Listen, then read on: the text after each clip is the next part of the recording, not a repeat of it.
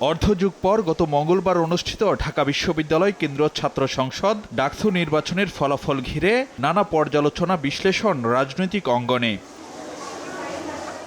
এবারের নির্বাচনে ডাকসুতে কেবল প্রথমবারের মতো জয়ই নয়, সব মহলকে চমকে দিয়ে ২৮ পদের ২৩টিতে নির্বাচিত হয়েছে শিবির সমর্থিত প্যানেল।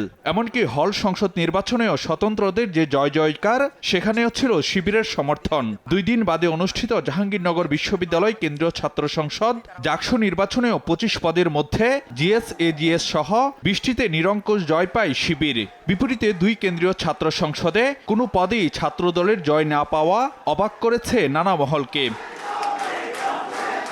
দেশের গুরুত্বপূর্ণ ২ বিশ্ববিদ্যালয়ে নিজেদের ছাত্র সংগঠনের সাফল্যে আগামী নির্বাচনে বাড়তি সুবিধা পাওয়ার আশায় জামায়াত। ঐতিহাসিক কিছু নজির টেনে দলটির নেতারা বলছেন, ক্যাম্পাসের গণ্ডি পেরিয়ে ডাকসু জাকসুর ফলাফল প্রভাব ফেলবে জাতীয় রাজনীতিতেও।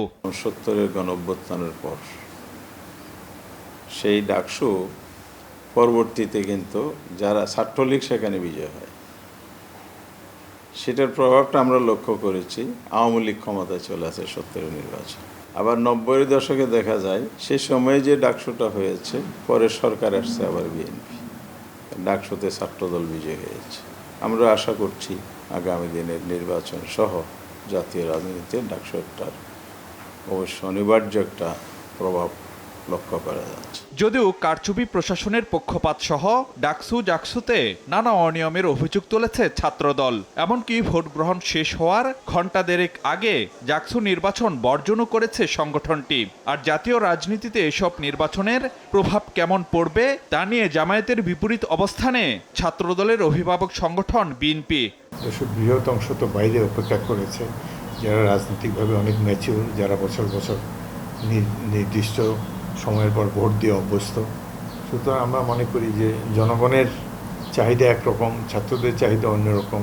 সুতরাং ছাত্রদের এই নির্বাচন দিয়ে বাইরের জাতীয় নির্বাচনের কোনো এই ধরনের বিচার বিশ্লেষণ বা প্রভাব পড়বে কিনা, এটা আমার মনে হয় না।